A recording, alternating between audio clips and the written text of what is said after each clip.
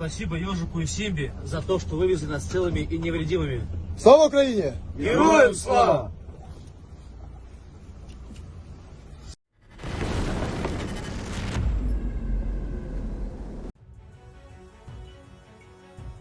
Russia is throwing scarce specialist troops into bloody meat assaults made necessary by commanders' false claims to have captured areas that are still held by Ukrainian forces, according to a Russian officer. Our division command decided to take extreme measures that defy common sense, namely, to form assault groups and reserves from among specialists from other units that do not belong to motorized rifle and assault units. It is impossible to retrain personnel as stormtroopers at a training ground in a week, with subsequent use of hastily formed units, and to liberate, occupy, strategically important heights in the area of responsibility. Medvedev explains further.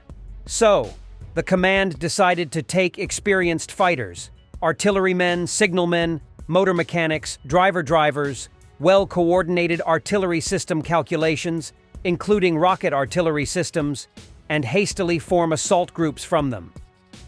The officer says that he does not want to belittle the role of the infantry and heroic stormtroopers who take enemy strongholds, conduct fierce battles, force them to surrender to the enemy under artillery fire, FPV drone attacks.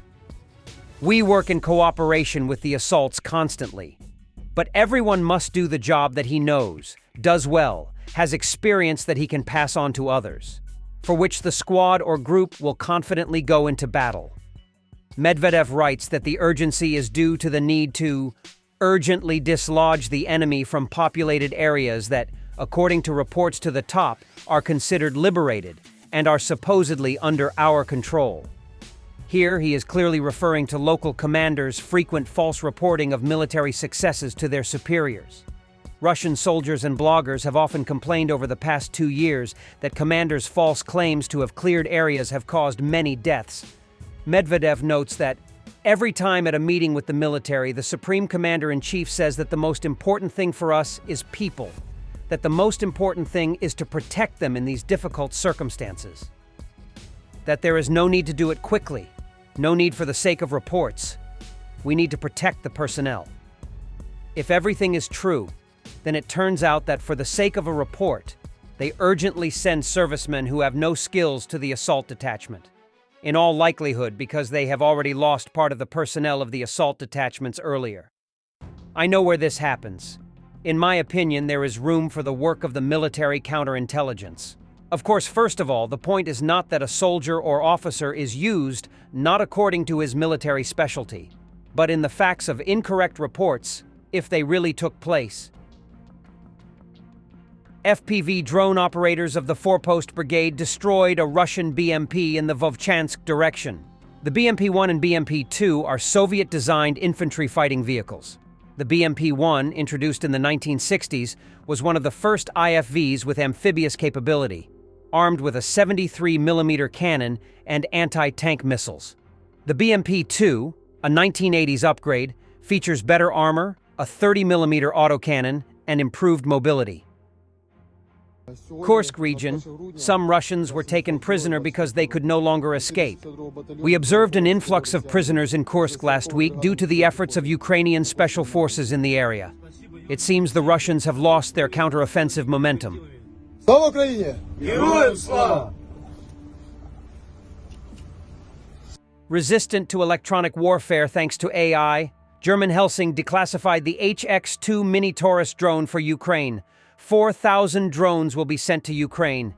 HX-2 hits armored vehicles, artillery, and military targets. Weight, 12 kilograms. Speed, 220 kilometers per hour. Zelensky, our army lacks the strength to reclaim some territories like Crimea by military means. We must seek diplomatic solutions. He emphasized that this would only be possible when Ukraine is strong enough to deter new Russian invasions and once again called for Ukraine's invitation to NATO. We do not have the strength to take back Crimea. Our army today lacks the power. That is true. We need to find diplomatic solutions. But only once we know we are strong enough that they won't return with aggression, we can consider other diplomatic steps. We have a figure of about 12,000. We have information that there are already killed and injured among North Korean soldiers, but I don't have the numbers. As of today, such statistics do not exist, and he does not want to lose the support of his society. So if it's not Russian Canon Fodder, then it will be North Korean Canon Fodder. Russian Foreign Minister Sergei Lavrov. Moscow is ready to consider peace initiatives for Ukraine if driven by a sincere desire to establish peace. The statement came during his meeting with Hungary's Peter Szijjártó in Moscow. We completely agree that those who advocate for peace take the right position, while those who believe in fighting until inflicting strategic defeat on the battlefield do not. Countries do not reflect the interests of their own people, and there are quite a few initiatives now being proposed by different countries on different. Minister of Digital Transformation Mikhailo Fedorov noted that Ukraine often outnumbers Russia in nightly drone launches by using decoy drones. Fedorov also confirmed that Ukraine operates drones with a range of 1,800 kilometers and is developing interceptor drones to counter Russian Shahed attacks. GUR, Defense Intelligence of Ukraine, report that the situation of Russian forces in Syria is getting worse. Reportedly, Russian military and diplomats are rapidly leaving Damascus, where the first armed disturbances already began. Previously, Russian forces fell back from Hama and abandoned a military base with sizable equipment stores in Khan Sheikhoun, amid a surprise advance by anti-Assad rebel troops. GUR also reports that Colonel Vadim Baikulov, who commanded a Russian Special Forces division, was called into Moscow to explain why he lost men and equipment in Aleppo. Meanwhile, Russian media report that an air defense base was captured by the rebels east of Aleppo, where at least 3 S-125 surface-to-air missile systems were located. In Lviv, they are carrying a fallen hero. Look at the reaction of ordinary passers-by. In Ukraine, the reaction to fallen soldiers is deeply moving. Citizens kneel in silence along the streets as a mark of respect, creating powerful moments of unity and honor. This profound gesture shows how the sacrifices of their defenders have strengthened their national identity. Ironically, Putin's aggression has only solidified Ukraine as a state its people take immense pride in, one united in resilience, courage, and unwavering defiance.